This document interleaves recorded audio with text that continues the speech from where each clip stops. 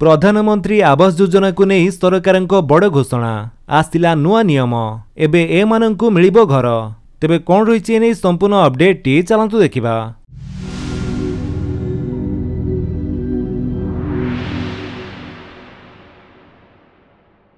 प्रधानमंत्री आवास योजना को नहीं आसिला बड़ खबर। बापांको ठारू पुओ अलगा थिले आउ केते रोजगार थिले पीएम आवास मिल परिबो ए नै बड़ घोषणा करिसंती राज्य सरकार।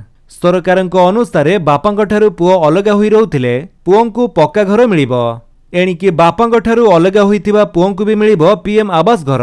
ए नै घोषणा करिसंती पंचायत राज मंत्री रवि नायक।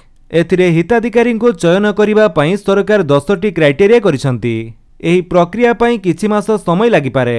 सेहीपरि एही योजना रे योग्य हिताधिकारी हेबे सामिल आउ अयोग्य बाद पड़िबे।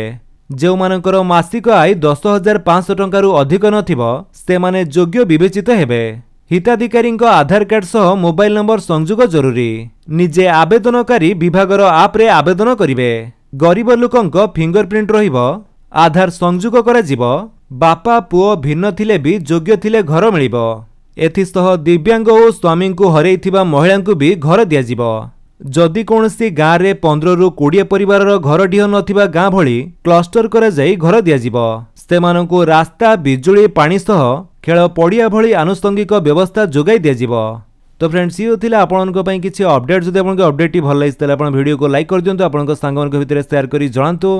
आउ जदि आपण मो चैनल नुआ चैनल को सब्सक्राइब करी बेल आइकन दबाई ऑल नोटिफिकेशन कर दियंतु ताकि जेतों वीडियो अपलोड करिवे आपण देखि परिबे। Thank you for watching.